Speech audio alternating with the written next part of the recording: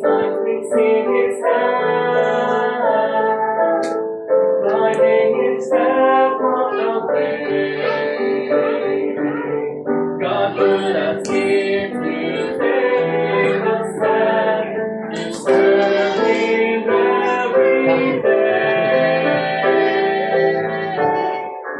We will serve Him for the rest of our days. We will serve Him in the highest of praise. We'll be His witness no matter the cost. We'll be His people, His light to the lost. We will serve the Lord our God. Amen. For the rest of our days. Amen.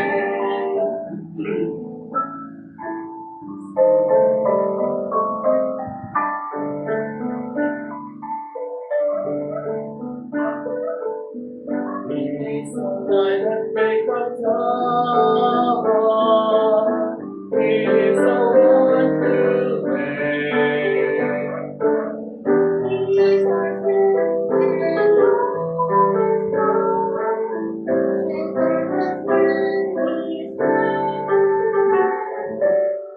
and never to us His only Son, the selfless sacrifice. How can we pray for all His Son when Jesus paid the price? We will serve Him for the rest of our days. We will serve Him with the highest of praise. We'll be His witness no matter the cost. We'll be His keeper, His light to the lost. We will serve the Lord our God. We will serve the Lord our God. We will serve Him for the rest of our days. We will serve Him with the highest of praise. We'll be His witness no matter the cost. We'll be His keeper, His light to the lost. We will serve the Lord our God for the rest of our days. The rest of our days. Amen. Amen. Amen. So, thank you for special at happy anniversary po. Amen. So, salamat sa Panginoon at tayo po muling narito sa bahay Panambahan upang sambahin natin ang Diyos sa Espiritu at muli, isang mapagpalang araw po ng Panginoon sa bawat isa. So tayo po lahat ay tumayo at ating pong buksan ang ating mga Bible sa aklat po ng Joshua chapter number 14.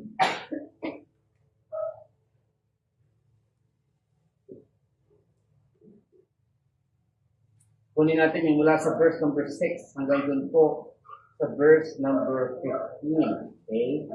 This is the request of Caleb. So the title of our message is about Give Me This Mountain. Okay? So, Give Me This Mountain. So, verse number 6, umpisahan natin and then hanggang dun po sa verse number 15. Nandiyan na po ba kayo? Okay, babasahin po yung 6, kayo po sa 7, 15, sabay-sabay po tayo. So verse number 6. Then the children of Judah came unto Joshua in Gilgal, and Caleb the son of Jephunneh, the Kenizzite, said unto him, Thou knowest the thing that the Lord said unto Moses, the man of God, concerning me and thee in Kadesh Barnea. April. 40 years old was I when Moses, the servant of the Lord, sent me from Kadesh Barnea, this side of the land, and I brought him word again as it was in my heart. Nevertheless, my brethren that went up with me made the heart of the people melt. but I wholly followed the Lord my God. And Moses sware on that day, saying, Surely the land whereon thy feet have trodden shall be thine inheritance, and thy children forever, because thou hast wholly followed the Lord my God. And now, behold, the Lord had kept me alive, as he said, this 45 years, even since the Lord spake this word unto Moses, while the children of Israel wandered in the wilderness, and now, lo, I am this day 85 years old. As yet I am strong this day, as I was in the day that Moses sent me, as my strength was then, even so is my strength now, for war and both to go out and come in. Now, therefore, give me this mountain, whereof the Lord spake in that day, for thou heardest in that day how the Anakims were there, and that the cities were great and fenced. If so be that the Lord will be with me, then I shall be able to drive them out, as the Lord said. And Joshua blessed him, and he gave unto Caleb the son of Jephunneh Hebron for an inheritance. Hebron therefore became the inheritance of Caleb, the son of Jephunneh, the Kenizzite, unto this day, because that he wholly followed the Lord God of Israel. Altogether, verse 15, ready, read. And the name of Hebron before was Kirjath Arba, which Arba was a great man among the Anakims, and the land had rest from war. Kahit may manalangin.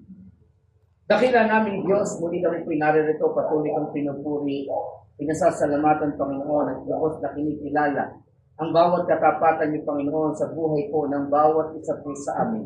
Thank you, Lord, also for giving us opportunity and privilege, O Lord, to gather together, O Lord, para po ikaw, O Diyos, ay aming pong sambahin.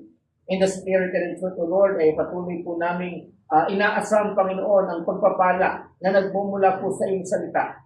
Na kung saan ngayon, Panginoon, meron po kaming malaking kahilingan, ang property na siyang nais namin ipanalangin ay mas malaking property, Panginoon, dahil nakikita niyo po ang aming pong pangangailangan sa lugar na ito. Salamat, Panginoon, sa pagpapagamit sa lugar na ito. Salamat po sa mga nagpagamit, Panginoon. Kayo po magbabalik sa kanila ng masaganang pagpapala. At the same time, Lord, patuloy niyo pong i-bless ang bawat isa po sa aming, Panginoon, sa lahat po ng mga trabaho ng mga anak ninyo, sa bawat isa, Panginoon. At dalangin po, nagpapasalamat din po kami sa anniversary po ng Brother Aaron and Sister Faith. Bless niyo po rin ang kanilang patuloy na buhay, ang kanilang marriage life, O Lord, at patuloy na kayo po mag-bless mag-isa bawat isang narito, Diyos. Samahan niyo po kami, Panginoon, because truly, we can do nothing without you, O God. Help us, O Lord, fill us with the Holy Spirit that we may understand your word. Kaya, O Diyos, muli, salamat po at kung meron man sa aming kalamitan na hindi paligtas, I pray for that soul, O Lord, na patuloy po kayong magligtas, Panginoon. Salamat po, itihiling namin at dalangin in Jesus' name. Amen. Tayo may makakaupo na. Ayan, so, bago po tayo mag-umpisa, siguro, bigyan ko muna kayo ng katanungan. Ano? So, ano ba ang nauna pag naglalakad ang buntis? Chan? Wala nang ibang sagot? Simple. Simple. So, bibigyan ko na kayo ng kasagutan. Alam ko na una, yung uso. Alam niyo kung bakit? Kasi aso yung buntis. Hindi ka naman sinabing tao.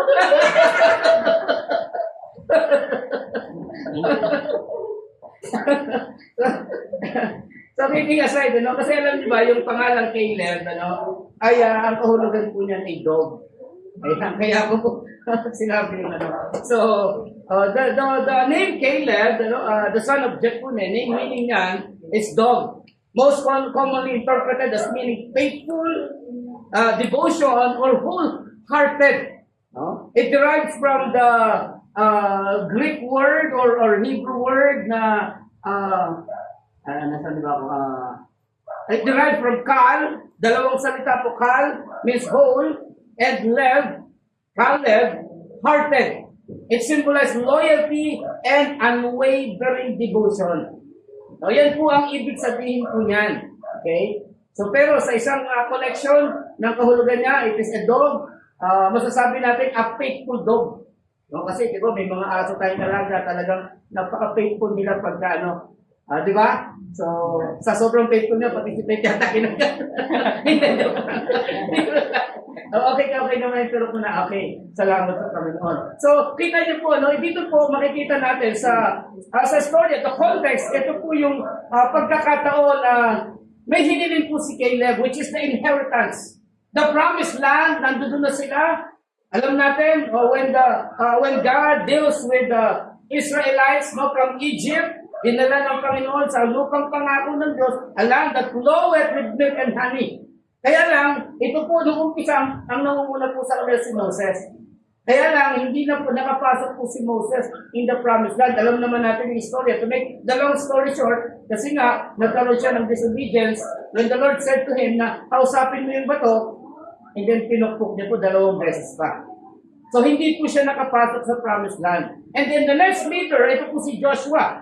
Kaya nga nandito tayo sa aklat po ni Joshua. At si Caleb po, yung isa po sa spy ng Panginoon na sinend po ni Moses from Kadesh Barnea patungo dito po sa promised land na ito na ngayon tinutungtungan po nila na hinihingi po ni Caleb. Okay, nakuha niyo na po yung istorya.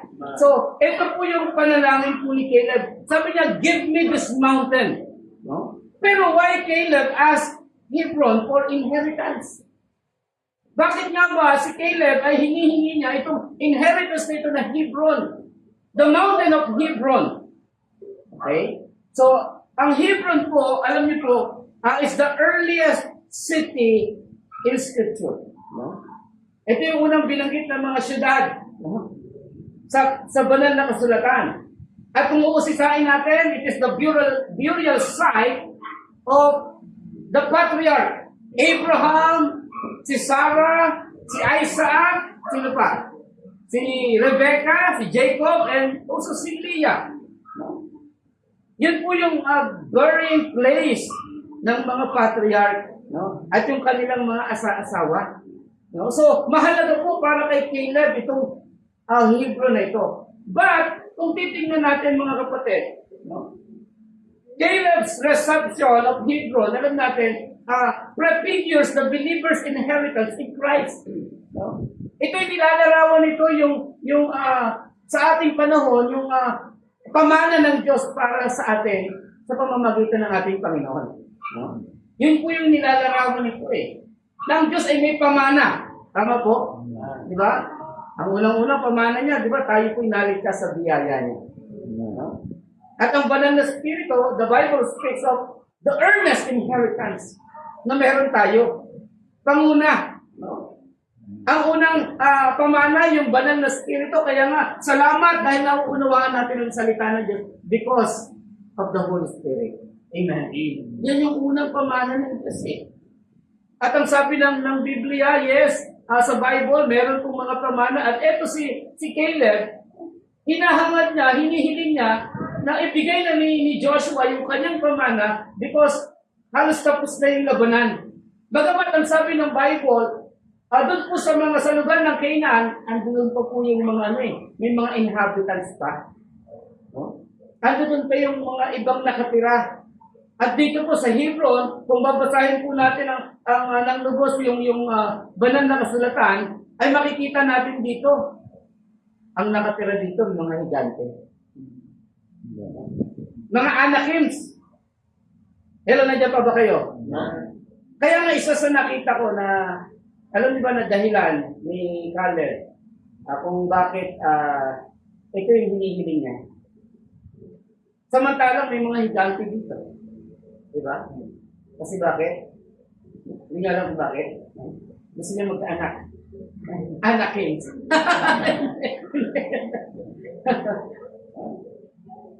Why Caleb asked for inheritance this mountain of Hebron? Bakit kaya? Ang sabi ng Bible, it is not a easy place. Kasi nga, sabi nga natin, di ba? May mga giants dito. Isa sa nakita ko dyan, mga kapatid, he wants to overcome the mountains of giants. May mga bundok tayo na mga nandoon, mga higanting problema kung minsan. Minsan ayaw natin kung tutusin, mga kapatid. sagasa na sa labanan ko si Caleb eh. Actually, kung uusisain nyo, siya lamang po at si Joshua ang nakatungtong dito sa Promised Land na merong edad na 20 na anyos pataas. Actually, 2 lang talaga sila. Ang lahat is 19 na pababa. So sila lang yung naging masasabi natin elders this time. And this time, ang edad po ni Caleb, di ba sinabi ng Bible, he was 85 years old na. No? Sa panahon natin, tingnan niyo po yung 85 years old. Benoy, ikaw yung pinaka-senior sa amin. Tama? Ang ilan taon ka na, Benoy? 60? 69.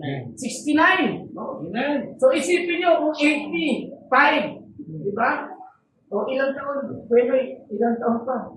16 years pa. So, di ba?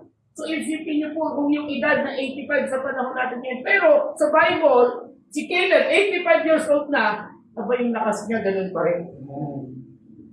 From his 40 years old, sabi niya, nung siya inutusan ni Moses, kasama po si Joshua, to spy out the land, the promised land, na hinihingi ngayon ni Caleb.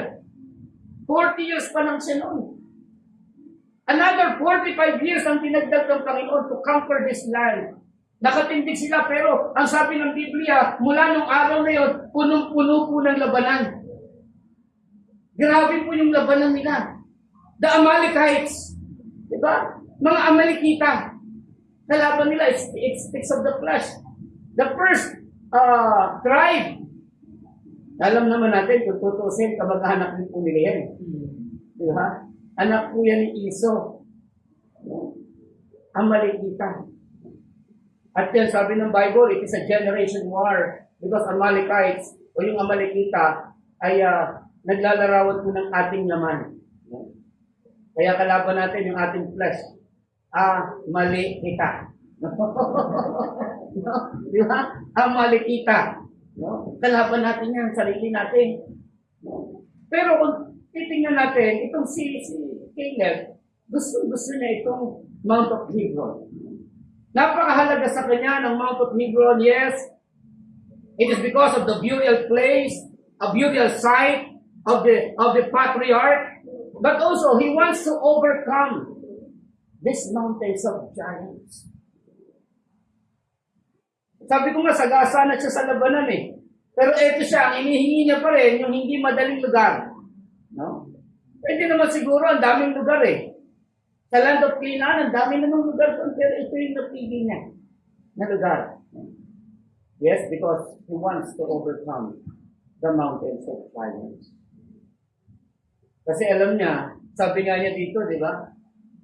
Sasamahan ako ng Panginoon, dahil sinasamahan ako ng Panginoon, I will drive them out. Ganun po yung kanyang paninindigan. And also, he not only wants to overcome the mountains of giants, even, he wants to overcome the mountains of greed. No? Alam niyo ba yung greed, yung kasakiman? No? Kaya nga kung, sabi ko nga, kung iisipin niyo po, 45 years, nakipaglaban na itong si Caleb, no? And Joshua, the son of Nun. Ang dami na nilang pinagdaan ng laban eh. At eto sila, binabahagi na yung mga mana, yung kanilang inheritance, bunga ng kanilang pakikipagdigma. At sila po, kung tutusin sila yung mga elders na dito, di ba? Pwede na siyang mamili nung easy lang na lugar eh. Yung napakagandang lugar at maraming lugar, pwede niyang hilingin eh. But he wants to overcome greed. Amen? The mountains of greed, minsan, meron tayong mga greedy na mga cravings sa buhay na ito. Sa application po natin, may mga mountains tayo na gustong maranasan pa. Marami ng pagpapala pinaranas sa atin ng Panginoon, pakikipagbaka, sa panalangin, pero eto tayo kung minsan, yung pagiging greed ng tao, di ba? Pera. Kadalasan, di ba? Yun naman talaga ang Kasi hindi naman masama ang pera, sabi ng Biblia. Yung pagmamahal sa pera, yun po ang masama. For the love of money is the root of all evil. Yun ang sabi ng Biblia. But sometimes, Hindi man natin sinasabi yung ating pong pagmamahal sa pera, sometimes the greed, the mountains of greed. Kaya ito si Caleb, as an example to us, he was not only to overcome the mountains of giants, but the mountains of greediness. Yung pagiging sakim, yan ang ano ng tao, di ba? Nature. Di ba? Nagiging nature ng tao. O bakit may corruption? Greedy sa kapangyarihan. Maraming project, pero wala nagagawa kasi project. Di ba? Ibinubulsa yung pera ng kaba ng tao. That's greed. Pero ito yung example ng isang mananampalataya. Actually, pwede niya nang sabihin na, okay, akin na lang yung lugar na yan, yung pinaka-madaling lugar para sa akin, para sa aking sambahayan. Pero hindi niya ginawa because he wants to overcome the mountains of greed. And not only that, but also the mountains of guilt. Guilt. Pag sinabing guilt, alam natin, sometimes yung shame, di ba? Yung guilty feelings, kasalanan, paglabag sa batas, yan po ang guilt eh. Kaya nga, sabi nga natin, not only the greed, but also the guilt. Pagka sinabing guilt, katumbas po niya, shame, embarrassment, or pride. O sino ba naman si Joshua? Sabi natin, he is the elder na sa panahon ito kasi 85 na siya. Ang mga kasama niya that time, di ba? Mga mabababa pa sa 20, nung 40 years old siya. So matanda siya talaga. Nagdihamak sa mga tao namin ito, maliban kay Joshua na kanilang leader. Kaya nga yung greediness pwedeng mangyari.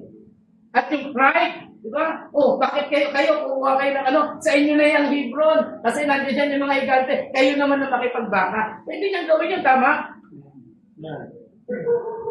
Pero mas inisip niya, mas maganda i-overcome natin yung greed and also yung guilt. Yung pride, yung shame. We need to overcome. Balikan natin yung Numbers chapter 14 para mas maunawaan natin ito. Look at this, Numbers chapter 14. After that, the Lord said to Moses, Moses, kumuha ka ng isang tao sa bawat tribo and spy out of the land ng pinangako ng Diyos. And then, nung sila'y bumalik, sabi ng Biblia, yung 12 na tao, na spy, anong nangyari? Those 10, anong dinala nila? Evil report. Evil report. Those 10 spies gave the evil report. Hindi natin kaya yung mga tao doon kasi mga higante. Ano na naintindihan niyo po? Di ba? In chapter 13, sa huling talata, sabi nila, ang tingin nga nila sa amin, mga tipaklong na lang kami. Kasi nga mga higante. Pero kung babasahin natin ang Bible, 3 lang naman yung anak na yan, yung mga anak na yan. 3 lang yung mga higante na yan. No? Ang kamag-anak niya, pangapat si Goliath. Okay. So nakikita niyo, naunawaan niyo po. So pero, dito sa chapter 14, no? Dahil nagbigay sila ng evil report, hindi natin kaya yan. Sabi ng 10. So majority said, we are not able to conquer the promised land. Samantalang, kung babalikan natin yung sinabi kay Joshua, lahat ng aapakan niyo dyan sa lupain yan, binigay ko na sa inyo. Amen. Hello, nandiyan pa po ba kayo? Yes. Binigay ko na sa inyo para maging inyong mana. Pero eto sila, sinabi lang ni Moses, tingnan niyo lang yung lupain. Pero anong nireport nila? Moses, mga kababayan, sabi nila, no? Hindi natin kaya. May mga tao doon, mga higante, tipaklong na lang ang tingin sa amin. Mga tipaklong. Isipin nyo, di ba? Yung tipaklong, wala namang kalaban-laban yan. Iisipin mo sa tao. Ganon ang tingin nila sa kanila. They did not remember that there is God na kayang tumalo sa mga giants na yan. Amen. Na nakukuha niyo po yung ibig ko sabihin. At ito po, sa chapter number 14, ito nangyari, yung response ng mga tao. Nung narinig nila yung evil report, samantalang sabi ni Joshua at ni Caleb, we are yet able. Kaya natin kasi kasama natin ang Diyos.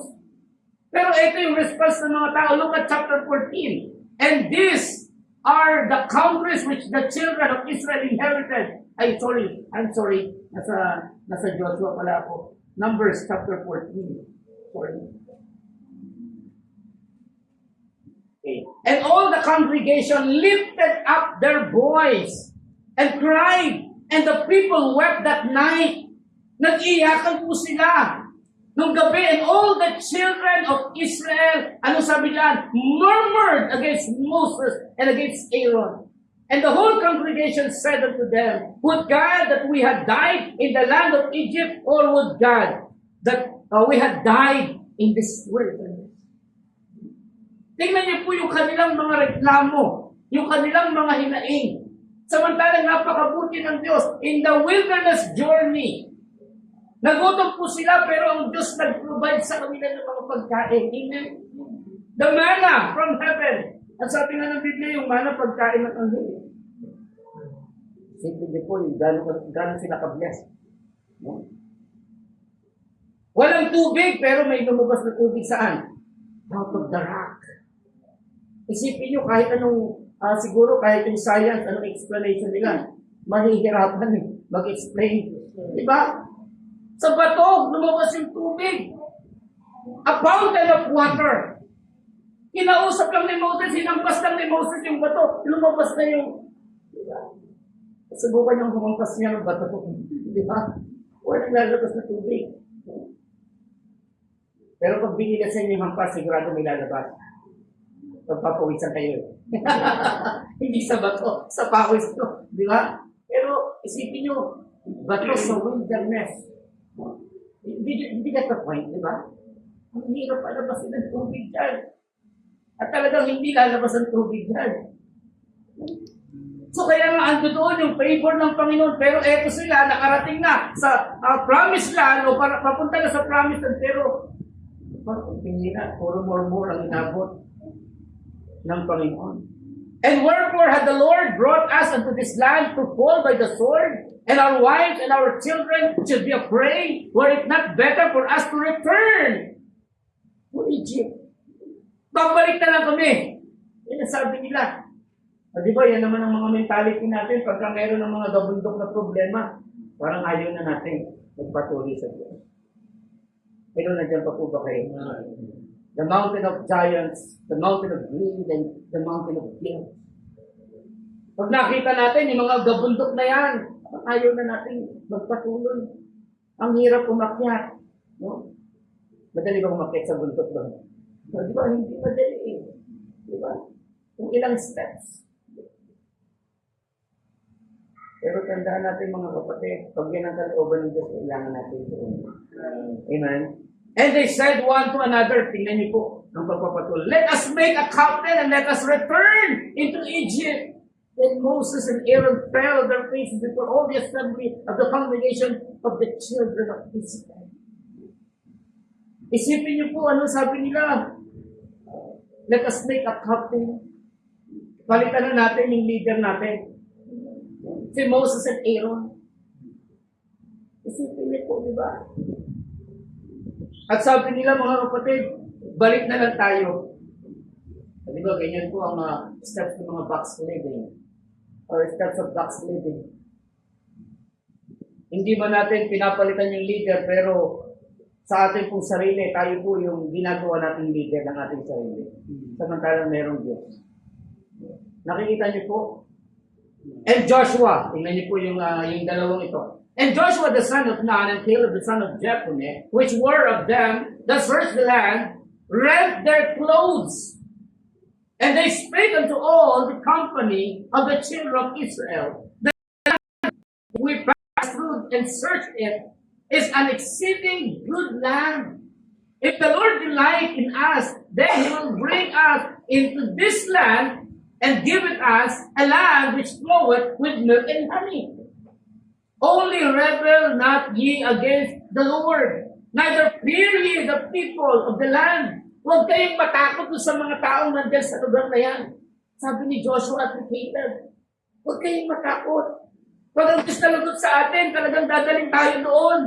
For they are bread for us, their defense is departed from them, and the Lord is with us. Fear them not. Anong sagot po nila? Verse 10, pakibasa po.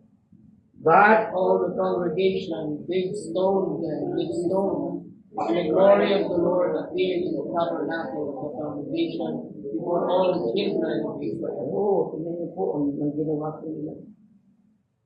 When Caleb and Joshua nagsalita, kaya natin.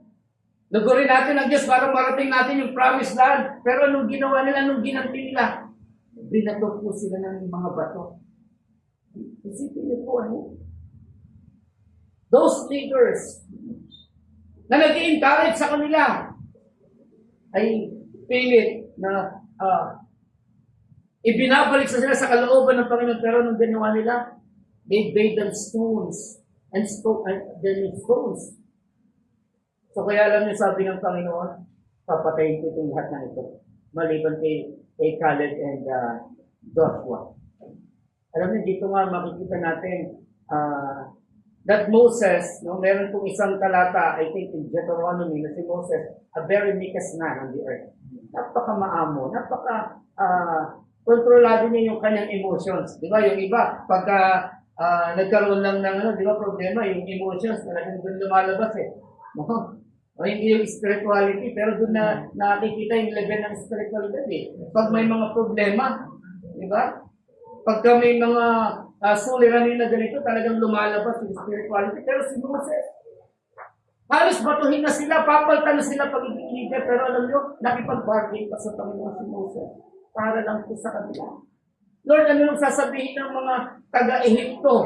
Hindi ba kaya ng Panginoon na dalhin niya sa pangako ng Diyos na lupain? Kaya pinatay na lang sila dito. O yun po ang makikita natin yun sa storya. Sa pagpapatuloy niya, sabi ni Moses, Panginoon, ano sasabihin ng mga Egyptians na yan? Anong sasabihin ng mga karating bayan na yan na hindi kaya ng Diyos dalhin sa lupang pangako? Ang mga tao. Kaya pinatay na lang ng Panginoon dito sa ilang. What a great leader itong si Moses. Asking forgiveness. Kaya sabi nga ng Panginoon dito, but as truly as I live, all the earth shall be filled with the glory of the Lord, sa verse 21. Pero sa verse number 28, alam niyo sabi ng Panginoon, say unto them, as truly as I live, said the Lord, as ye have spoken in my ears, so will I do to you. Anong sinabi ba nila sa Panginoon? Babalikan natin yung verse number 2. Pag binalikan yun, di ba, sabi nila, papatayin ba kami ng Panginoon dito sa ilang? O mas maganda itong mamatay kami sa Ehipto. Ano sabi ng Panginoon? Dahil sinabi nila yun sa aking tenga, mangyayari ito. Kaya sabi ng Bible, yung mga 20 years old about, patay lahat maliban kay Joshua and Caleb, the son of Jephunneh. Bakit? Verse number 24. Pakibasa po yung 24 ng Numbers 14. Nandiyan na po kayo. Ready, read. But my servant Caleb, because he has done his faith in me, and hath followed me fully, he will I bring unto the land where I will live. And his sheep shall possess it. shall possess it. Sabi sa inyo gusto niya magkaanak doon sa Hebron Di ba? And his seed shall possess it. Amen? Di ba? Si Caleb, meron po siyang another spirit. Na napakagandang espiritu. Na kahit binabato na sila, hindi sila gumanti. Ikaw kaya pagka binato ka, anong gagawin mo? Kaya mong batuhin sila ng tinapay? O baka mamaya may palamang garapon. Di ba? No? Mahirap po. Pero sabi ng Bible, the servant Caleb, meron po siyang another spirit. Kaya nandito po sa Joshua chapter 14, nung nandoon na sila sa promised land, Damang-dama niya ang kapangyarihan ng Diyos, ang presensya ng Panginoon. And he requests this Hebron for his inheritance. Alam niyo ba anong dahilan kung bakit napapunta sa kanya? O nakamta niya yung tinatawag na Hebron. Yung blessing ng Panginoon para sa kanya. Why Caleb's request granted? Yun yung ating pong tatalakayin. No? Bakit ba? Una, sabi natin, bakit ba itong si Caleb, ang dami namang lupain sa land of Canaan, lupain na magaganda, lupain na walang masyadong kalaban at mga higante, pero itong Hebron ang kanyang hiningi. Nakita natin yung mga ilang dahilan, pero ngayon, ano bang dahilan? Why this request granted? Bakit ito pinagkaloob sa kanya ng Panginoon? Marami tayong kahilingan, tama? Sa Panginoon. Gusto ba natin, yung ating kahilingan ay tugunin ng Panginoon? Amen. Si Caleb, yung hiling niya, tinugon ng Panginoon. Pero tingnan natin, ano bang dahilan? At ano yung binigay na dahilan ni Caleb para tugunin siya ng ating Panginoon? So, unang dahilan na makikita natin, mga kapatid, in verse number 8 of our text, Joshua chapter 14, verse number 8. Sabi ng Bible, nevertheless, my brethren that went out with me made the heart of the people melt. Ang tinutukoy niya yung 10 spies. The 10 spies who gave the evil report. At ito yung dahilan kung bakit nagrebelde ang mas marami pa. If you remember, ilan silang mga Israelites that time? Estimated 2 million yun eh. Naku, grabe, ang dami. No? Tapos sa 10 spies, nagrebelde ang napakarami maliban kay Aaron, Moses, Caleb, and Joshua. Aba, grabe. Isipin niyo po, sa isang classroom, wala si Sister Carmen eh. Si Sister Carmen, pagka nagtuturo yan, isipin niyo pagka merong 10 na magugulo. Sa klase. Ang bihira, ang hirap pa tigilin yan. No? Can you imagine, 2 million people. Sabihin na natin, yung 1 million na lang na tao ang nagsalita laban kay Moses. Gano'ng kahirap po yan. As a leader. Di ba? Pero sabi ng Bible, meron po mga ibang spirito talaga yung si Caleb eh. But I, sabi niya, fully follow the Lord my God. Amen? Buong puso niya sinunod ang Panginoon. Bakit? Ito yung isang dahilan. Ang isang dahilan, why Caleb's request granted? Because his faith never declined. Hindi po nanghina yung kanyang pananampalataya sa Panginoon. Binanggit po dyan, sabi niya, he wholly followed the Lord my God. Kaya nga sabi niya dito, mga kapatid, even yung kanyang edad, from the time in the Kadesh Barnea, 40 years old pa lang siya. 45 years after, eto na siya, nandito na siya, humihiling na siya sa Panginoon. Lord, eto na yung aking mana, hilingin ko na ito sa iyo. No? Paano ginrant ng Panginoon kasi nakita na dito yung kanyang pananampalataya? Amen? Hindi nanghina, hindi nagbago. Kaya nga sa atin, mga kapatid, when it comes to our prayer, to our request to God, make sure that our faith ay hindi ko nag-decline. Hindi bumababa. Yung espiritu ng ating pananampalataya sa Diyos. Tandaan natin yung ating pananampalataya, nakakabit po sa pananampalataya ng Panginoon. Hello, tama po ba? Kasi meron pong maling pananampalataya sa panahon ngayon, nagkalat po yan. Anong ibig sabihin ng Bible? Meron pong mga pananampalataya na hindi totoo. So then faith is covered by hearing and hearing by the word of God. Yung ibang faith galing saan? Sa kanilang tradisyon, galing saan? Sa kanilang religion. Ipinasa ng mga magulang, kaya nung pinanganak tayo, di ba? Bininyagan tayo. Winisikan lang pala. No, hindi binyag kasi ang binyag. Baptism immersion ay sa Bible eh. Pero tayo, bininyagan, inalibong tayo ng relihiyon. Tama? Pero yung pananampalataya may inakdaan ng Panginoon. In Hebrews chapter number 12, verse number 2, di ba? Ano sabi ng Bible? Looking unto Jesus, the author and the finisher of our faith. Mayroong tamang pananampalataya. At ang tamang pananampalataya ay nagsisimula saan? Sa pakikinig at pakikinig ng salita ng Diyos. Amen? Huwag tayong magpapalinlang. Maraming nagsasabi sila ay mga mananampalataya. Pero ang totoo, sila ay mga palataya lang. Palataya lang. Di ba? Hindi sila mananampalataya, palataya lang sila. Kasi pag palataya, di ba, sugal yan eh. Basta sugal, hindi mo sigurado. Di ba? Tama? Nandiyan pa po ba kayo? Di ba? Hindi tayo niniwala dyan. Insulto sa Diyos yan, sabi ng Biblia. So sa atin mga kapatid, malinaw ang Bible, meron pong tamang pananampalataya. At pagka meron tayong tamang pananampalataya, pag humiling tayo sa Panginoon, pag nakita ng Diyos yung pananampalataya mo, nung unang naligtas ka, yung kung gaano ka kainit nung unang naligtas ka, pag humiling ka, tiyak yan, tutugunin ng Panginoon. The faith of Caleb never declined. 40 years old sila, sabi niya, we are well able to possess the land. Kaya natin kasi merong Diyos, sasamahan tayo ng Panginoon. Huwag kayong magrebelde sa inyong mga leader. Sasamahan tayo ng Diyos. Pero ang ginawa nila, instead na makinig sila sa sinabi ni Caleb at ni Joshua, pinagbabato pa sila. Look at their faith. Ano sabi ng Bible? Yung mga nambato kay kina Joshua at Caleb, hindi din nakapasok sa promised land. They died in the wilderness. So yun ang isa nakakalungkot. Sa atin, ito'y aral na kung tayo po may hinihiling, gusto natin matanggap yung kahilingan natin. And then, anong gagawin natin? Let our faith not decline. Huwag natin hayaan na manghina yung pananampalataya natin sa Diyos.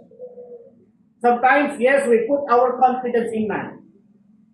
Tama? Di ba? Pero alam nyo, minsan yung mga inaasahan nating tao, yan ang magbibigay sa ng kabiguan. Inaalaw ng Diyos yan. Para saan? Para masigit natin maintindihan. It is better to trust in the Lord rather than put confidence in man. Ang tao nagkakamali. Hindi natin pwedeng panghawakan ang kanilang mga pangako, lalo na sa mga kandidato. No? Madaling lapitan, sasabihin niya. Pero pag hinanap mo na, nahirap nang hanapin. Di ba? Papangabuhan kayo, naalala ko tuloy kaibigan kong pastor doon sa Alan Nilos. Naalala ko kasi nga, nung anniversary, pinattend kami, tapos may kandidato doon sa anniversary nila. Nakakalugan, hindi ko nasasabihin yung pangalan mo. Ito yung sinasabi ko, hindi para sirain yung kaibigan ko. Hindi, maging aware tayo. Kasi, inilagay niya yung pagtitiwala niya sa sa kandidato. Eh, nung nagkakampanya, nagsalita pa nga doon sa anniversary nila. It is not good para sa akin. Pero para sa akin yun, hindi talaga tama. At hindi natin gagawin yun. Nagsalita. So madaling salita, nanalo yung kandidato, naging mayor. Blessing. Kasi ang lamang nung niya doon sa kalaban ng mayor ay I think 5 lang. Close na labanan. 5. At dahil 5 lang po sa pamilya yung bumoto doon, pamilya ng pastor, it seems na sila lang yung nagpanalo. Kaya yun, pinangakuha sila ng isang lote, 500 square meters para sa church. Kaya lang, yun ay pangako. After the election, the next election, dumating yung last election, natalo ngayon yung kandidato. Matandang yan ang ginawa ng kandidato na naging mayor sa Alamino. From class 3, yung Alaminos town, naging class A. From class C or class D, naging class A sa pamumuno niya. Very, maganda naman yung pamumuno niya. Kaya lang, mas maraming nabayaran niya yung mayor na nanalo. May iba na po yung mayor ngayon doon. Ang magiging kumpare niyo kasi hindi may choice. yung mayor ngayon doon sa niyo. Pero to make the long story short, pinangakuan siya ng lupa. Kaya lang, nung natalo na, nakalimutan na yung pangako. Kaya sabi ng Bible, it's better to put your confidence in the Lord. To trust in the Lord. Rather than to put confidence in man. Binibilang na nila kung ano yung gagawin, ano yung pagpaplano, ang ganda ng plano. may mga livelihood program, tapos yung livelihood program, ipapasok ang salita ng Panginoon sa mga tao. Pero ito mga tao kasi nangako, hindi ang Diyos. Pag ang Diyos nangako, sigurado yan tiyak. Katulad po nito, when the request of Caleb, alam niya, yung kanyang panalangin ay naka-align sa kalooban ng Diyos. Amen? At yung kanyang pananampalataya, hindi siya nanghina. 40 years old was I, sabi niya, when we are go to spy the land, at ngayon 85 na ako. But I'm holy, I love the Lord, my God. Amen. Ganda ng pananampalataya niya. He contend for the faith. Tayo kaya naman, kumusta kaya yung pananampalataya natin? Saan tayo nagtitiwala? Gaano na tayo nagtitiwalang lubos sa ating Diyos? Second point na gusto kong makita po natin. Not only his faith never declined, ito yung isang dahilan. Pangalawa, ang makikita natin dito, his focus never distracted. Yung kanyang attention is not drawn away. That is the meaning of distracted. Hindi na paling kung saan-saan yung kanyang attention. Alam natin, mahalaga po yung focus, tama? No? Napakahalaga po ng salitang focus. When our eyes, our attention, pagka po nabaling na sa iba, kagaya nga ng pagtitiwala, no? Kaya masabi nga ng Biblia, again, Hebrews 12:2, looking unto Jesus, the author and the finishers of our faith. Siya ang nagsimula ng pananampalataya at siya ang gaganap po nito at tatapos po nito. Amen. Nandiyan pa po kayo? Amen. Looking unto Jesus. Dapat tumingin tayo kung ano sabi ng Panginoon, doon lang tayo dapat nakafocus. Si Joshua, nakasama po ni Caleb na nakikipaglaban sila yung mga matatanda that time. Pero ano sabi ng Panginoon kay Joshua? This book of the law shall not depart out of thy mouth, but thou shalt meditate therein day and night. At ikaw ay pagpapalain. Amen. Huwag kang lilingon sa kaliwa, huwag kang lilingon sa kanan. Diretso ka lang. Focus ka lang. Pag pinag-usapan ng focus, alam natin, ang gandang example niya si Pedro. Si Peter. No? When his eyes began to look on the waves and the wind, nung siya po ay pinalakad ng Panginoon sa tubig, remember, di ba, in Matthew chapter 14, naalala niyo, di ba, ang gandang illustration eh. No? Sabi ng Panginoon, let us go to the other side, pupunta tayo sa kabila. Mauna na kayo. Kasi ang Panginoon mananalangin sa bundok. Okay?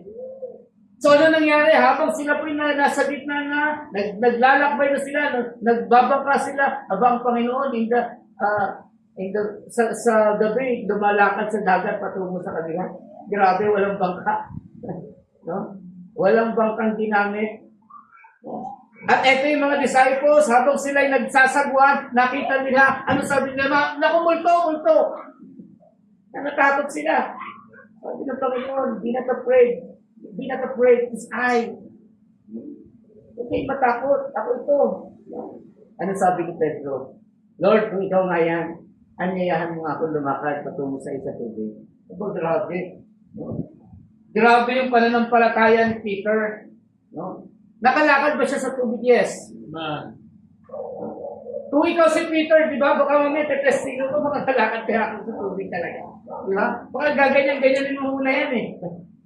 Di ba? Tetestingin mo muna. Aba, pag tinignan mo, di ba, yung dagat, maalon. Hindi naman yan ilog na panatag lang yan eh, kadalasan. Pag sa dagat, maalon po yan. So, hindi lang maalon, may mga hangin. At ang sabi ng Bible, nakalakad si Peter sa tubig. Pero, nakalakad siya nung mga time na nakafocus siya sa Panginoon. Kung babalikan natin yung istorya, sabi ng Biblia, almost ilang hakbang na lang, malapit na siya sa Panginoon. Kasi sabi ng Bible, nung lumubog siya, inabutan ng Panginoon ng kamay niya eh. Diba? Isa o dalawang hakbang, tatlong hakbang na lang, hindi sinabi ng Biblia, pero malapit na siya. Ang lapit niya na eh. Minsan tayo po, naglalakbay tayo sa ating pananampalataya, malapit na tayo eh, sa pagpapalan ng Diyos.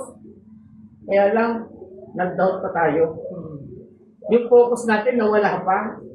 Sabi ng Biblia, ilang hakbang na lang. Sabi ng Bible, when Peter saw the boisterous wind and the waves of the sea, it began to sink. At alam niyo, sabi niya, Lord, save me. Lord, save me. Wala na siya sa focus. Alam niyo kung bakit wala siya sa focus? Isipin niyo po, sabi niya, Lord, save me. Nakalimutan niya, nang isda pala siya, magaling pala siya lumangot. Di ba? Nakukuha niya, di ba? Oh, grabe. Oh. Naisip niyo ba, di ba? Si Pedro, laki sa dagat yan eh. Nangingisda yan, trabaho niya yan. Mahusay siyang lumangoy. I do believe. Tatalunin niya yung mga divers. Pero sabi niya, Lord, save me. It's out of focus. Minsan, may mga ginagawa tayo, minsan kayang-kaya nga natin eh. Pero pagka hindi na tayo nakatingin sa Panginoon, iaalaw ng Panginoon, mamamali tayo.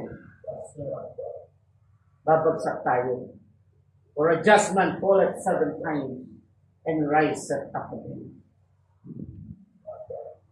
Kasi bakit ang Panginoon palagi iaabot niya ang kanyang kamay para sa atin. Kailangan lang natin mga kapatid para hindi tayo bumagsak. Minsan malapit na tayo yan. Diyan na, abot kamay na natin eh. Abot kamay na natin ang pagpapala. Pero lumingon pa tayo. Tinignan pa natin yung mga maling direksyon. Mga maling alon, malalakas na hangin.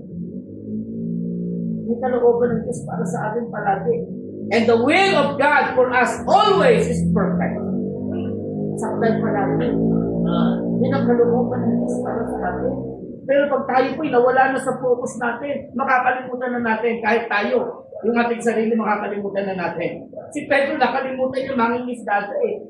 Diba? Hindi niya kailangan na sa klolo kung tutusin. Diba? Kaya-kaya yung sumisid, kaya-kaya yung bumalik sa ano.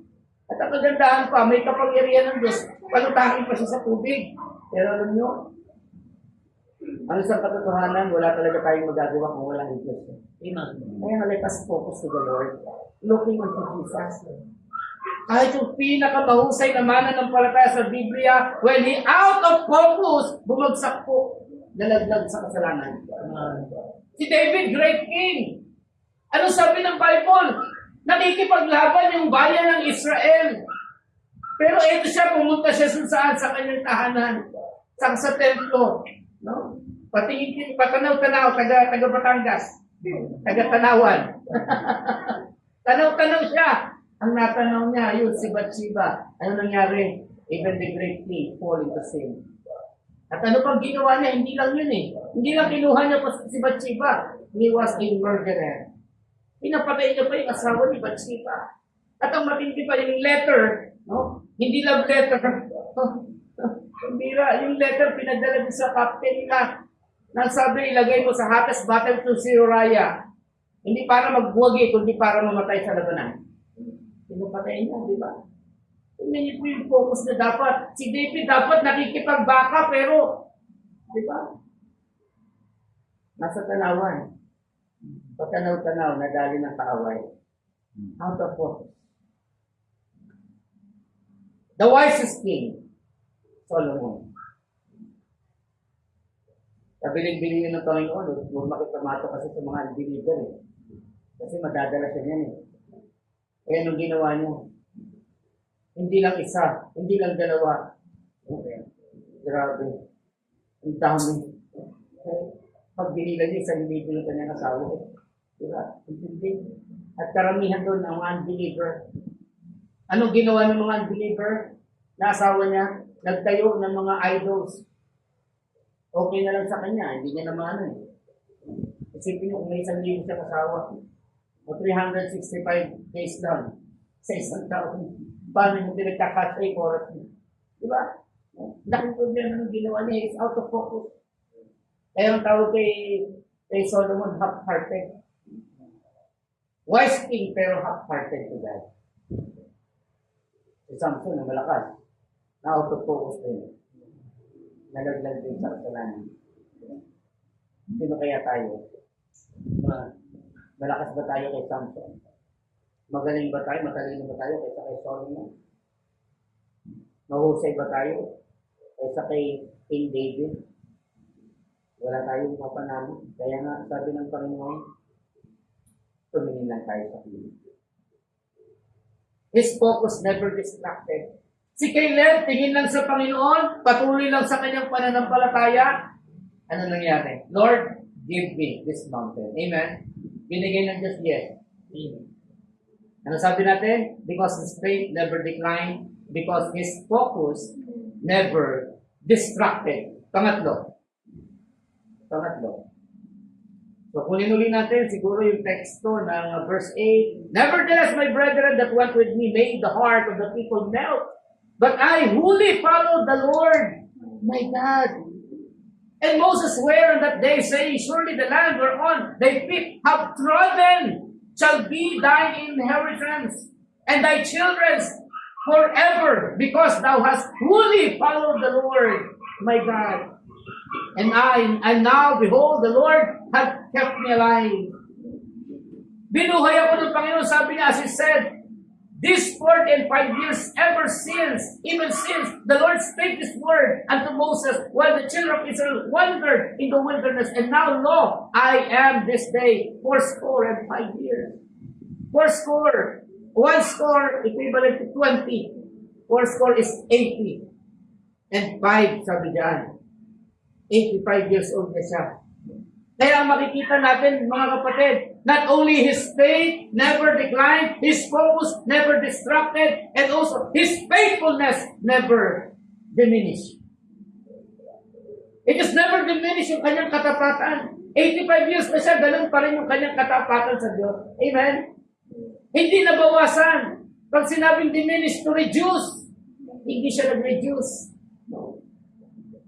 Huwag na ako tingnan ng masama. Hindi ako nagre-reduce. Hindi din ako nagre-reduce. Pero nagda-diet ako. May schedule na lang. From 12 a.m. to 6 a.m. Yan ang diet ko eh. Kaya talaga hindi ako nagre-reduce. Yeah. So, pero alam nyo, pagdating sa faithfulness, hindi tayo dapat nagre-reduce sa katapatan. Huwag natin bawasan ng katapatan. Yung katapatan, hinihingi po ng Panginoon. Tayo po'y pinagtiwalaan ng Panginoon. Ng lakas ng buhay. Sabi nga ni Caleb dito, and now behold, the Lord had kept me alive. Pinagtiwalaan siya hanggang sa panahon na 85 na siya, may buhay pa rin siyang tinatamasa. Iniisip niya siguro, Lord, ang dami kong pinagdaan ng laban eh.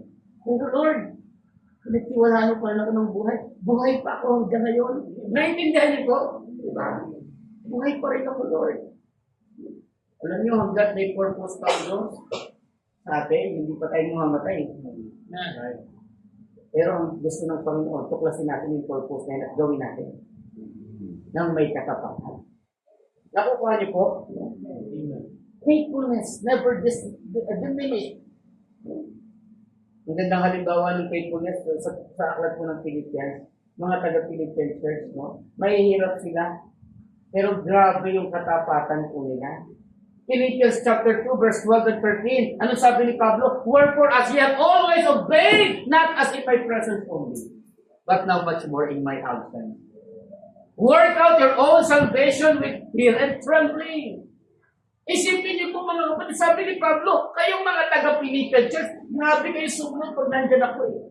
Pero mas nakita ko yung tindi ng pagsunod nung wala na ako. Diba, minsan yung mga tao na masunurin lang pag nandiyan talaga si boss. Pag nandiyan si leader, si nanay, si tatay, si teacher. Diba? Pag nandiyan lang ang mga leader, saka lang tayo nagiging matapat eh. Pero etong mga Philippian church, wala ang leader, nandiyan ang leader, nagtatapat sila sa Panginoon. Kasi bakit? Nakatingin sila sa Diyos eh. May matapat na Diyos na sumusukli ng katapatan din. Ano sabi ng Biblia? A faithful man shall abound in blessings. Kaya nga ito si Caleb, humihingi na siya ng pagpapala. Eh dahil matapat siya, anong gagawin ng Panginoon? Siyempre pagpapalain siya. Tama? Matapat siya eh. Kaya nga yung prinsipyo ng Bible, di ba? Give and it shall be given you. Di ba? Good measure. Pressed down and shaken together and running over. So mas siksik, liglig ang ibabalik sa atin ng Panginoon. May hinihiling tayo sa Panginoon. Yes. Alam natin, kaya lang Diyos eh. Pero ang tanong, Matapat ka ba para bigyan ng Diyos? Matapat ba tayo para ibigay ng Diyos yung ating kahilingan? Hello, nandiyan pa po ba tayo? Gaano tayo katapat? His faithfulness never diminished. Katulad ng mga Philippians, nandiyan si Pablo, wala si Pablo, naglilingkod sa Panginoon. Paano nila nagawa? Sabi ng verse 13, for it is God which worketh in you. Dahil may Diyos na matapat na gumagawa. Sa atin, gumagawa din po ang Panginoon. Amen? Amen. Yung matapat na Diyos sa Philippian Church hanggang ngayon, matapat pa rin na Diyos na gumagawa sa atin. Kaya dapat pagtapatan din natin ang Diyos na matapat. Amen? Nandiyan pa po ba kayo? Sa Old Testament, meron talaga mga matatapat. Makikita natin, pangunahin dyan, na gusto kong kwento si Daniel. Grabe yung katapatan nito si Daniel. Babylonian captivity, actually, wala na silang karapatan talaga na tumanggi. Tapos pagkain pa ng hari ang bibigay sa iyo, di ba? Eh talaga, mga pagkasinabing pagkain ng hari, grabe yan. No? Masasarap talaga ng pagkain yan. Pero alam nila, na hindi para sa kanila yung, hindi dapat sa kanila. Yung pagkain ng hari. Ano sabi ni Daniel? Daniel 1:8. But Daniel purposed in his heart that he would not defile himself with the portion of the king's meat, nor with the wine which he drank. Therefore, he requested unto the prince of the eunuchs that he might not defile himself. Ni-request niya. Sir, hindi ako pwede niya. Pwede bang gulay na lang ako? Diba? Binigyan siya ng gulay yung post to it, sinasabi ng Bible. Diba? Gulay lang. Pagkain ng hari, ayoko niyan. Sabi ni Daniel. Higit pa doon, ang matindi doon, yung katapatan niya, pati yung kanyang mga kaibigan. Ang ganda ng katapatan na pinakita. Kahit pa dumaan sa isang apoy na nagliliyab. Sabi nga ng Biblia, bakit itong ulit pa na init? It is never seen before. Sa galit ni Nebuchadnezzar, di ba? Sa galit ni Nebuchadnezzar, kayong tatlo, hindi kayo sumamba sa Diyos-Diyosa na ginawa ko. Sige, bibigyan ko yung pagkakataon kayong tatlo. Sino yung tatlo na yan? Yan, si Hananiah, Mishael, Azariah. Sa pagan name, di ba, si... Amen, kilala niyo. Talagang mga Sunday school na ito mga ito eh. No, di ba? Yung iba tawag dyan, si Meshach, si Yushak, everybody shock.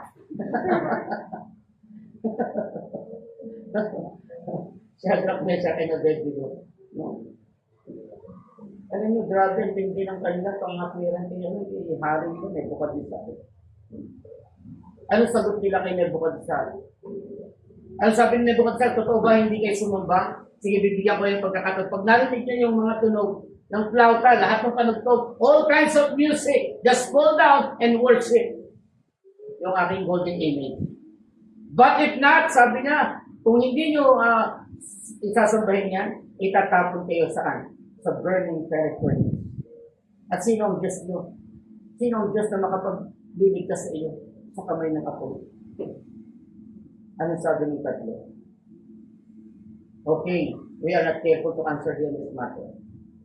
Our God, whom we serve, is able to deliver us out of thine hand, O King. If it not so, we will not worship the golden image. Kung hindi man kami iligtas, yun ang matindi dun eh. Kung hindi man kami iligtas ng aming Diyos, hindi pa rin kami sasamba sa Diyos.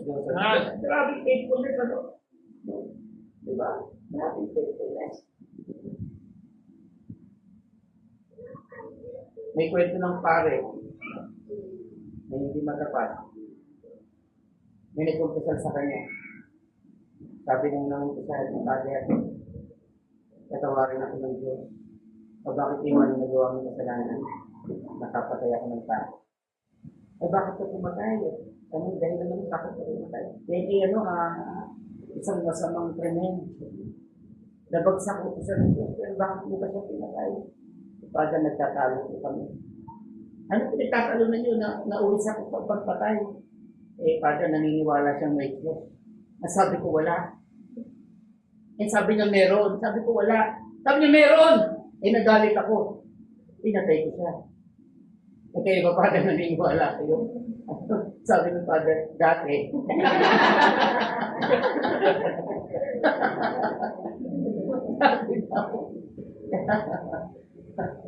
Dati, di ba?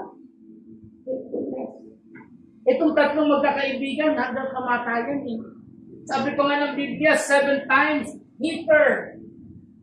7 beses pang pinaulit yung pugon pero hindi pa rin sila nakita. At ang nagandahan, mga kapatid, nung tinapos sila sa apoy, yung mga malalakas na tao, sabi ng Bible, the mighty man of Nebuchadnezzar, itatapon pa lang yung tatlo sa apoy, sunod na yung nagtapon sa kanila. Nangamatay na sila. Pero yung tatlo nahulog na sa apoy, naging 4 pa sila. Amen? And the one na kung saan kasama po nila, sabi ng Bible, he is like the Son of God. Amen? The great incarnation of the Lord. What a great God we have. Na ang gusto ng Panginoon, tayo po sa atin po, may mga kahilingan tayo, pag nakita ng Diyos yung ating katapatan, I do believe your request will be granted. Katulad po ni Caleb. Amen. Amen. Pang-4. Again, sabi ng Biblia, 85 years na siya. Sabi ng verse 11, as yet I am as strong this day and I was in the day that Moses sent me. As my strength was then, even so is my strength now. For war both to go out and to come in. Now, therefore, give me this mountain. Wherefore the God spake in that day, for thou heardest in the day how the Anakims were there, and that the cities were great and fenced. If so be the Lord will be with me, then I shall be able to drive them out, as the Lord said. Alam nyo, patuloy lang siyang sumunod. Amen? Kaya nga, isa pang dahilan kung bakit ang Panginoon ay pinagkaloob yung kanyang request. Ang sabi natin, His faith never declined, His focus never distracted, His faithfulness never diminished, and His following never decreased. Hindi tumigil yung pagsunod niya sa Panginoon. Amen? 85 years na siya. Pero sumusunod pa rin sa Panginoon. Walang expiration po ang pagsunod sa Diyos. Amen? Nakukuha niyo po? Amen. Tuloy-tuloy lang tayo sa pagsunod. Yun ang gusto ng Panginoon. Kaya nga, yung faithfulness, karugtong po ito eh. Kung paano tayo sumusunod, dapat sumusunod tayo na may katapatan. Ito, nandiyan pa po ba tayo? Amen. Ihuli, follow the Lord. Pag sinabing huli, be full, fullness, to be filled. Sa New Testament, ang contemporary si Pablo, kung paano sumunod sa Panginoon. Kaya ang bilin niya, di ba, sa mga taga-Corinto, na napakaraming problema sa simbahan ng Corinto. Di ba? Karnal, sabi niya ni Pablo eh. Nagsasalita ako sa inyo, hindi spiritual, but as ano karnal. Mga karnal kayo, sabi ni Pablo. Ang hirap niyong pakibagayan, ang dami niyong problema. Inside and outside the church, maraming problema, pero ano sabi niya? Sa 1 Corinthians 11:1, be ye followers of me, as I am of Christ. Maging tagasunod kayo. Sumunod kayo sa akin kung paano kung nasunod kay Kristo. Grabe rin yung pagsunod rin si Pablo sa New Testament. Alam natin, his life is very useful life in the New Testament. Writing the 14 books in the Bible. Walang nakapagpahinto sa kanya. Kaya nga in 2 Corinthians chapter 11, verse number 10, alam niyo sabi niya, as the truth of Christ is in me, nothing should stop me from this boasting. Walang makapagpapatigil sa akin habang ang katotohanan ni Kristo ay nasa akin. Hindi yung boasting, yung pagyayabang, hindi po. In preaching the gospel or even it is the act of glorying. Walang nakapagpatigil kay Pablo. Pero alam natin, andyan si Satanas, andyan ang maraming problema, andyan ang maraming mga kaaway. Pagbabanta sa buhay, may mga ahas na may ahas na kumagat sa kanya, may mga bagyo na dadaanan niya sa dagat. Di ba? Ang dami. Si Satanas, pupunta siya sa Thessalonica, but Satan hindered me. Hinadlangan siya ni Satanas.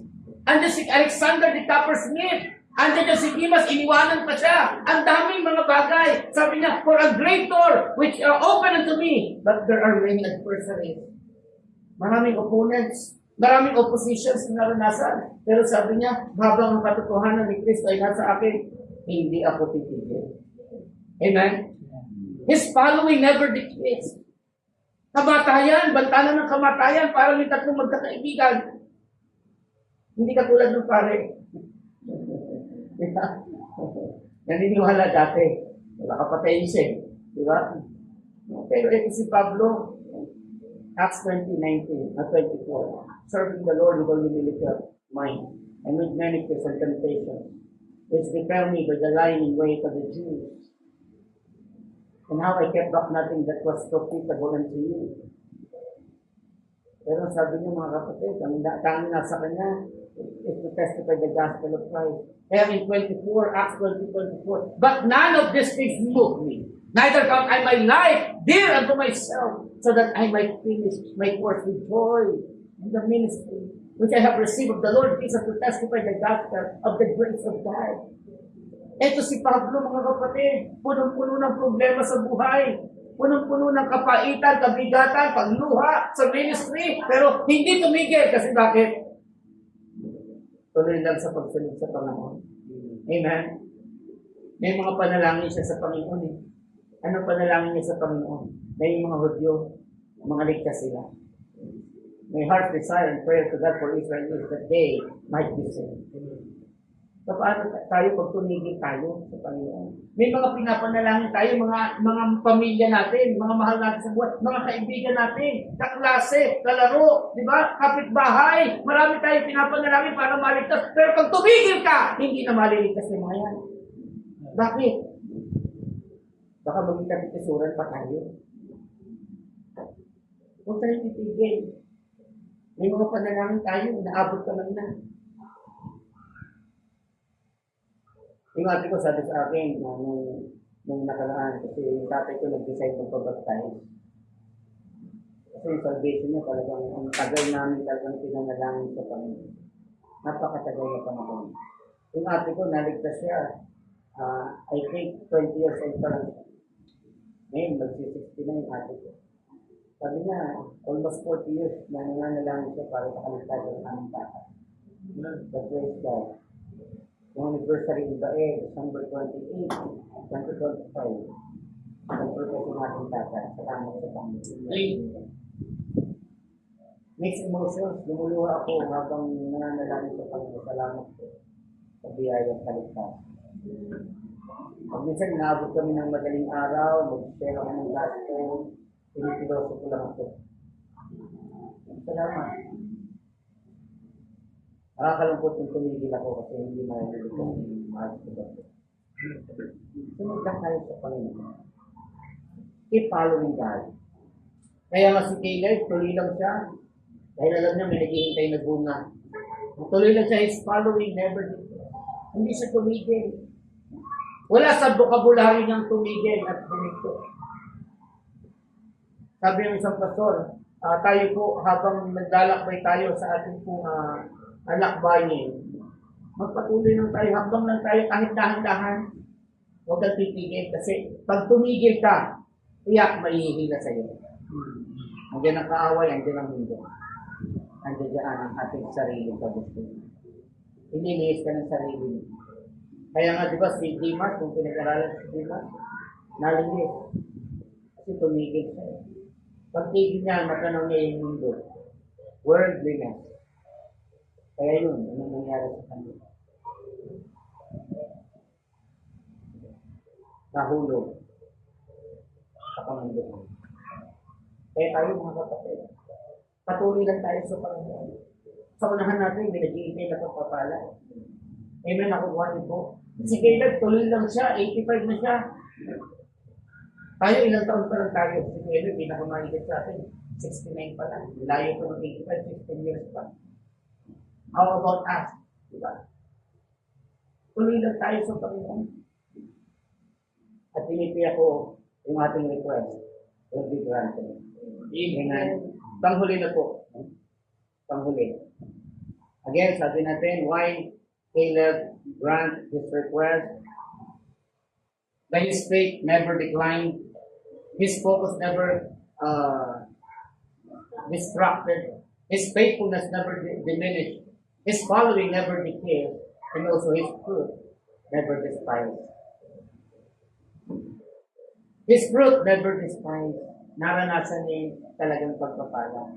Give me this mountain. Ano sabi ni Joshua?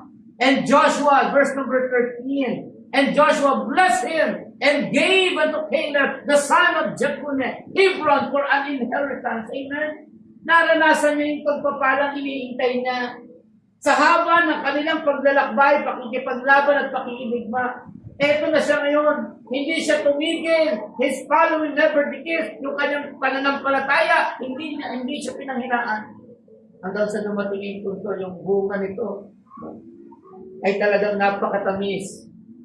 It is not undervalue. It is never despised. Pagka sinabing despised, undervalue.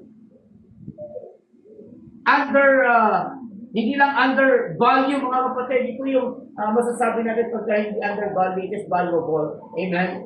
To regard as worthy. He never view it slightly or look down. Hindi niya tinignan na yung kanyang hiningi sa Panginoon ay mababa. Mataas kasi bundok nga eh. Di ba? Mountain. Isipin niyo mga kapatid. What a great man in the Bible, si Caleb. Mas madalas natin kilala si Joshua. Marami tayong kilala, pero mas madalas. Pero si Caleb, bihira lang na may pangaral din. Pero his faithfulness and his fruit, talagang napakaganda po na nangyari. Kasi bakit? Tuloy-tuloy lang sa Panginoon. Sabi ng Bible, he received the inheritance. Ibinigay po ni Joshua ang inheritance. Kaya nga sabi ng verse 14, Hebron therefore became the inheritance of Caleb, the son of Jephunneh, the Kenizzite, unto this day, because that he wholly followed the Lord God of Israel. Pag tayo susunod sa Panginoon, pag tayo magtatapat sa ating pagsunod, pagka tayo po ay hindi manghihina sa pananampalataya, pag ang ating pananaw pa rin ay palagi nasa Panginoon ang ating focus. No wonder, yung blessing, hindi lang abot kamay, ilalagay talaga ng Panginoon sa ating mga kamay. Amen. Iba kasing abot kamay eh, hindi pa nasa iyo. Pero pagka sinabi, nasa kamay mo na, you receive the blessing of the Lord. Amen. The blessing of the Lord, it maketh rich. And He added no sorrow with it. Walang kapanglawan. I don't believe kung merong pinakamasaya in the promised land. Nakarating sila roon, bagamat ang daming pakikitigma, ang daming pakikipaglaban. Yung bunga ng pagpapagal nila, especially Caleb and his family, ay talagang na-enjoy po nila ang promised land. Amen. What a great blessing. And the request of Caleb was granted. Ang sabi niya, give me this mountain. Marami tayo sa ating application, marami tayong hinihiling sa Panginoon. Lord, give me this mountain. Marahil meron kang bundok na problema ngayon. Bundok ng labahan. Kayang niya. Bundok ng mga pangangailangan. Mga kahilingan na talagang minsan parang imposible yung hilingin. Pero pinakita sa atin ng Diyos. Ang Diyos ay napakatapat na Diyos. Pag nakita ng Diyos yung ginawa ni Caleb at ginawa natin sa ating panahon ngayon, no wonder our request will be granted. Kahit hindi natin tumayo. Let us bow our head. Let us pray. Dakilang Diyos, salamat po sa iyong mga salita, Panginoon, na nainhayan. Salamat po sa buhay ng Caleb na nagbibigay sa aming Panginoon ng halimbawa o Diyos.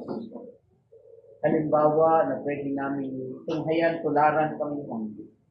Kung paano siya nakatingin sa iyo, ang kanyang pananampalataya, ang kanyang katapatan, ang kanyang pagsunod, Panginoon, at ang bunga ng lahat ng ito, Diyos, ay dahil din po sa inyo. Salamat po. Dahil ang Panginoon ni Caleb ay aming pong Panginoon na napakatapat. Purihin ko, Diyos, sa iyong katapatan. Salamat po sa presensya ng Diyos sa dalang ng Espiritu. And I pray, O Lord, na sa aming pong invitation, patuloy po kayong mangusap, O Lord. Marahil ang bawat isang narito, Panginoon, ay meron pong katulad ng bundok ng problema na kailangan lutasin. Meron pong bundok ng mga pangangailangan na kailangan po namin, Panginoon, na ng biyaya niyo. Salamat, Panginoon, sa paalala niyo that through prayer, Panginoon, at sa kanyang ginawa, O Diyos, ang kanyang mga kahilingan naman ay nagkaroon ng katuparan. Salamat po. Nawa, maging ito rin po ang aming pong mga i-apply sa aming pong mga buhay naman. Na kami po'y maging matapat at nakatingin sa inyo. At muli, hiling namin ang lahat ng Diyos sa pangalan po ng aming Panginoon. Habang tayo po'y nakayuko, habang tinutugtog po ang awit pa, ang tinig pa, ang niyaya, nais ko pong magbigay ng invitation sa amin pong mga kaibigan na matagal ka naman nagsisimba pero hindi mo pa rin alam kung saan tutungo yung kaluluwa pagtapos ng kamatayan. Ang Diyos ay patuloy na nag-aanyaya sa iyo. Ang sabi ng Biblia, kung sino man ang mananampalataya, magtitiwala sa Kanya ng buong puso.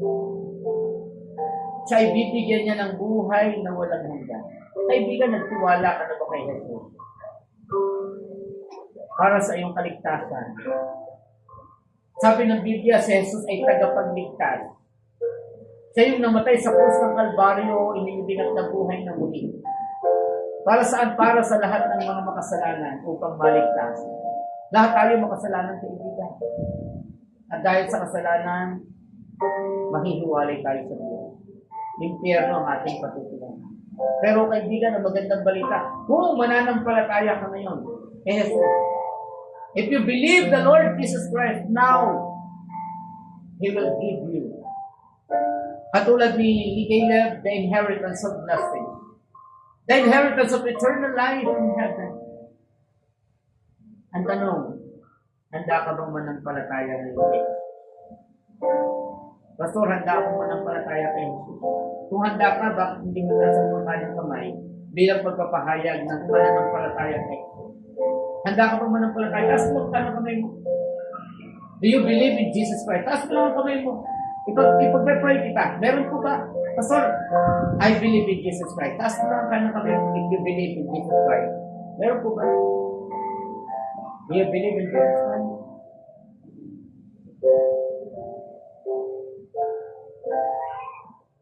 Sa ating po mga kapatid, kumusta ng buhay natin bilang mananampalataya? How is our life being a Christian? Being a believer? Ang kalalagayan ba natin ay katulad ng kalalagayan na ni Caleb? O marami tayong mga gabundok na kahilingan sa Panginoon. Lord, gusto ko nito, kailangan ko nito. Marami tayong pangangailangan. And sometimes we think in ourselves na kaya natin ito. Nang wala si Jesus, nang wala ang Diyos. Si Caleb, sabi ng ating mensahe, hindi niya nakantahan yung mga bagay-bagay dahil magaling siya. It is not because he is a man of war, but it is because of God na pinagtitiwalaan niya. Marahil dumaranas tayo ngayon ng mga bundok na problema, katulad ng mga anak names. Sabi ng Bible, si Caleb, Lord, give me this mountain. Panginoon, bigay mo ang aking pamana. Marami tayong mga dinidiling. Salamat, nagturo ang Panginoon sa atin. If we want blessing, i-apply natin ang salita ng Diyos sa ating napakinggan.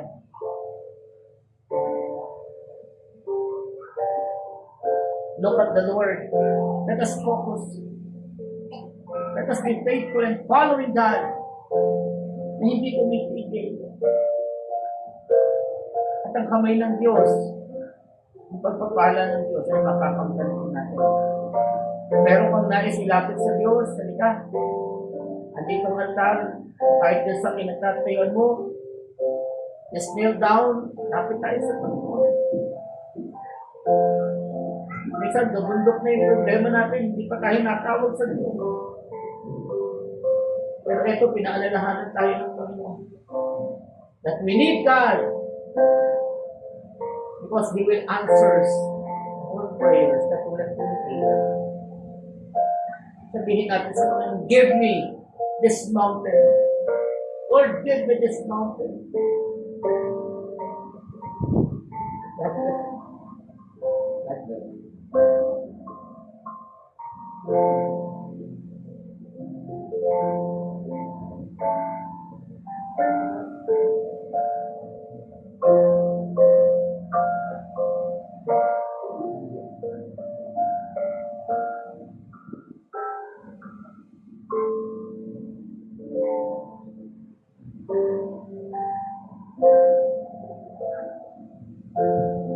Pulang Diyos, ay salamat po na